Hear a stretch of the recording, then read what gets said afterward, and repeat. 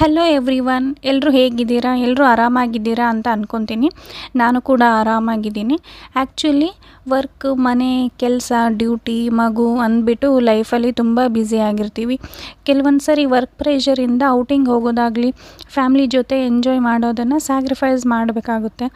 ನಾವು ಸ್ವಲ್ಪ ರಿಫ್ರೆಶ್ಗೆ ಅಂತ ಹೇಳಿ ಹೊರಗಡೆ ಹೋಗೋಣ ಅಂತ ಅಂದ್ಬಿಟ್ಟು ಹೊಸಪೇಟೆಲಿ ಎಕ್ಸಿಬಿಷನ್ ಇತ್ತು. ತುಂಬ ದಿನದಿಂದ ಅಂದ್ಕೊತಿದ್ವಿ ಹೋಗಬೇಕು ಅಂತ, ಆದರೆ ಹೋಗೋಕ್ಕೆ ಆಗಿರಲಿಲ್ಲ. ಸಡನ್ನಾಗಿ ಪ್ಲ್ಯಾನ್ ಮಾಡಿದ್ವಿ ಹೋಗೋಣ ಅಂತ. ಅದೇ ಟೈಮ್ಗೆ ನನ್ನ ತಂಗಿ ಮಂಜು ಅಂತ ಅವಳು ಬಂದಿದ್ಲು. ಆಮೇಲೆ ಪಕ್ಕದ ಮನೆಯಿಂದ ಅಂಜುಮ ಮತ್ತು ದರಿಯಾ ಅಂತ ಹೇಳಿ ನಮ್ಮ ನಿಧಿ ಜಾಸ್ತಿ ಅಲ್ಲಿ ಆಟ ಆಡೋಕ್ಕೆ ಹೋಗೋದು. ಅವರು ನಾವು ಇಲ್ಲಿ ಊರಿಗೆ ಬಂದಾಗಿಂದ ಕೂಡ ಚೆನ್ನಾಗಿ ಕ್ಲೋಸ್ ಇದ್ದಾರೆ. ಅವ್ರನ್ನು ಕೂಡ ಕರ್ಕೊಂಡು ಹೋಗ್ತಿದ್ವಿ. ಸರಿ ಅಂದ್ಬಿಟ್ಟು ಹೋಗಿ ರೀಚ್ ಆದ್ವಿ. ಹೊರಗಡೆಯಿಂದ ಫುಲ್ ಲೈಟು, ಸಾಂಗ್ ಇತ್ತು. ಎಕ್ಸೈಟ್ಮೆಂಟಲ್ಲಿಂದ ಒಳಗಡೆ ಹೋದ್ವಿ. ಆಮೇಲೆ ಅಲ್ಲಿ ಒಳಗಡೆ ಹೋದ್ಮೇಲೆ ಎಂಟ್ರೆನ್ಸಲ್ಲೇ ಡ್ಯಾಮಲ್ಲಿ ನೀರು ಹರಿಯೋ ಥರ ಇಲ್ಲಿ ಕ್ರಿಯೇಟ್ ಮಾಡಿದರು. ಲೈಟ್ ಹಾಕಿ ಎಲ್ಲರೂ ಫೋಟೋಸು ವೀಡಿಯೋಸು ತೆಗೆಸ್ಕೊಳ್ತಾ ಇದ್ದರು. ನಿಧಿ ನೋಡಿ ಫುಲ್ಲು ಖುಷಿ ಆದಳು. ಅವಳನ್ನು ಕರ್ಕೊಂಡು ಸ್ವಲ್ಪ ಹೊತ್ತು ಆಟ ಆಡಿಸಿದ್ವಿ, ಫೋಟೋಸ್ ಎಲ್ಲ ತೊಗೊಂಡು ಮುಂದೆ ಹೋದ್ವಿ. ಅಲ್ಲಿ ಲೈನ್ಗೆಲ್ಲ ಸ್ಟೇಷ್ನರಿ ಐಟಮ್ಸು, ಆಮೇಲೆ ಗೇಮ್ಸಿಂದು, ಚಾಟ್ಸಿಂದು ಅಂಗಡಿ ಎಲ್ಲ ಇದ್ದವು. ನಾವು ನೋಡ್ಕೊತಾ ಹೋದ್ವಿ, ಏನು ಐಟಮ್ಸ್ ತೊಗೊಳ್ಳಿಲ್ಲ. ಆದರೆ ಮುಂದೆ ವೆರೈಟಿನಲ್ಲಿ ಸಂಡಿಗೆಗಳೆಲ್ಲ ಇದ್ದವು. ನಾವು ತಿನ್ನೋದು ಜಾಸ್ತಿ ಅಲ್ವಾ, ನೋಡೋಣ ಅಂತ ಅಂದ್ಬಿಟ್ಟು ಸ್ವಲ್ಪ ತಗೊಂಡ್ವಿ. ಹಾಗೆ ಪಿಕಲ್ಸ್ ಕೂಡ ಇತ್ತು. ಅಲ್ಲಿನೂ ವೆರೈಟೀಸ್ ಟೇಸ್ಟ್ ಮಾಡಿ ತಗೊಂಡು ಮುಂದೆ ಹೋದ್ವಿ. ಮತ್ತು ಪಾಪುಗೆ ಆಟಿಕೆ ಸಾಮಾನು ಏನಾದರೂ ನೋಡೋಣ ಅಂತ ನೋಡಿದ್ವಿ ಒಂದು ಶಾಪ್ ಹತ್ರ. ಆದರೆ ಅವಳು ಏನೂ ಆಡಲ್ಲ, ಸುಮ್ಮನೆ ಬಿಸಾಕ್ತಾಳೆ ಅಂತ ಅಂದ್ಬಿಟ್ಟು ಮನೆಯಲ್ಲೇ ಎಷ್ಟೊಂದು ಸಾಮಾನುಗಳೆಲ್ಲ ಇದ್ವು. ಆದರೂ ಒಂದು ಕೂಡ ಆಟ ಆಡಲ್ಲ ಅವಳು, ಅದನ್ನೆಲ್ಲ ತೊಗೊಂಡು. ಸೊ ಅದಕ್ಕೆ ಬೇಡ ಅಂದ್ಬಿಟ್ಟು ಒಂದು ಬಾಲ್ ಅಷ್ಟೇ ತೊಗೊಂಡ್ವಿ. ಚಾಟ್ಸ್ ಕೂಡ ಅಷ್ಟೇ ಏನೂ ತಿನ್ನಲಿಲ್ಲ, ಕಾರ್ನ್ಸ್ ಅಷ್ಟೇ ತೊಗೊಂಡ್ಬಿಟ್ಟು ಆಮೇಲೆ ಮಕ್ಕಳಿಗೆ ಗೇಮ್ಸ್ ಇದ್ವು. ನಿಧಿ ಕೂಡ ಆಟ ಆಡ್ಸೋಣ ಅಂತ ಅಂದ್ಬಿಟ್ಟು ಅವಳನ್ನ ಎತ್ಕೊಂಡು ಆಟ ಆಡಿಸಿದೆ.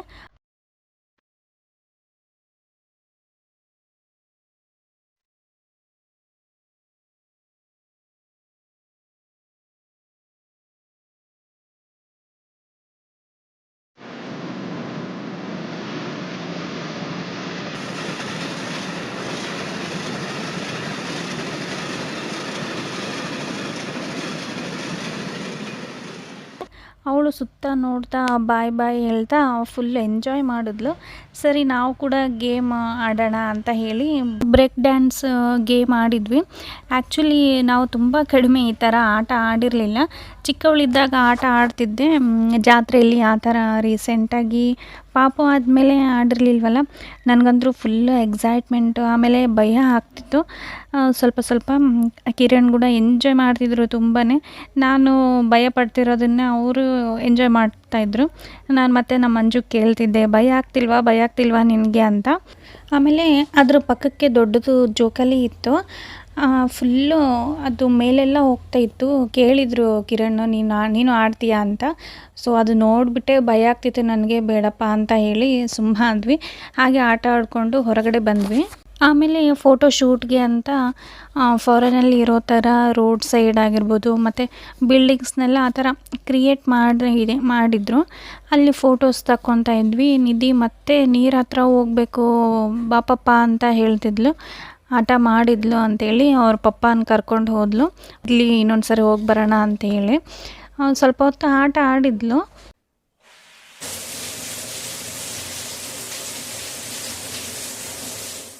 ಮತ್ತು ಟೈಮ್ ಆಗ್ತಿತ್ತಲ್ವ, ಸರಿ ಸಾಕು ಅಂತ ಅಂದ್ಬಿಟ್ಟು ರಿಟರ್ನ್ ಆದ್ವಿ. ಹೊರಗಡೆ ಇಲ್ಲೇ ಪಾನಿಪುರಿ ಚೆನ್ನಾಗಿರುತ್ತೆ, ತಿನ್ನೋಣ ಅಂತ ಹೇಳಿದರು ಕಿರಣ್. ಸರಿ ಅಂತ ಹೇಳಿ ಪಾನಿಪುರಿ ತಿಂದ್ವಿ. ಆಮೇಲೆ ನಿಧಿ ಅಂತೂ ಸುಮ್ಮನೆ ನಿಲ್ತಾನೆ ಇರಲಿಲ್ಲ. ಆ ಕಡೆ ಈ ಕಡೆ ಎಲ್ಲ ಹೋಗ್ತಾ ಇದ್ಲಲ್ವ, ರೋಡ್ ಸೈಡ್ ಬೇರೆ. ಸರಿ ನೀವು ತಿನ್ನಿ, ನಾನು ಕರ್ಕೊಳ್ತೀನಿ ಅಂತ ಹೇಳ್ಬಿಟ್ಟು ಕಿರಣ್ ಕರ್ಕೊಂಡ್ರು. ಸ್ವಲ್ಪ ಹೊತ್ತು ನಾವು ತಿಂದ್ಬಿಟ್ಟು ಎಲ್ಲ ಮನೆಗೆ ಹೊರಟ್ವಿ. ಹೀಗೆ ಎಂಜಾಯ್ ಮಾಡ್ಕೊತ ಹೋಗ್ತಿದ್ವಿ. ಆ್ಯಕ್ಚುಲಿ ನಾನು ಚಾನೆಲ್ ಸ್ಟಾರ್ಟ್ ಮಾಡಿದಾಗಿಂದ ಡೈಲಿ ವೀಡಿಯೋಸ್ ಆಗಲಿ ಶಾರ್ಟ್ಸ್ ಆಗಲಿ ಅಪ್ಲೋಡ್ ಮಾಡೋಕ್ಕೆ ಸ್ವಲ್ಪ ಟೈಮ್ ತಗೋತಾ ಇದ್ದೀನಿ. ಸ್ಟಾರ್ಟಿಂಗ್ ಅಲ್ವಾ, ನಾನು ಯಾವ ಥರ ಕಂಟೆಂಟ್ ಕೊಡಬೇಕು ಅಂತ ಹೇಳ್ಬಿಟ್ಟು ಕಲಿತಾ ಇದ್ದೀನಿ. ಅದಕ್ಕೆ ಸ್ವಲ್ಪ ಡಿಲೇ ಆಗ್ತಾಯಿದೆ, ಆದರೂ ಕೂಡ ಅಪ್ಲೋಡ್ ಮಾಡೋಕ್ಕೆ ಟ್ರೈ ಮಾಡ್ತೀನಿ. ಪ್ಲೀಸ್ ಲೈಕ್ ಮಾಡಿ, ಶೇರ್ ಮಾಡಿ, ಸಬ್ಸ್ಕ್ರೈಬ್ ಮಾಡಿ.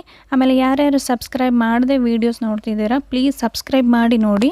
Thank you for all watching. Bye bye. Next ವೀಡಿಯೋದಲ್ಲಿ ಸಿಗ್ತೀನಿ.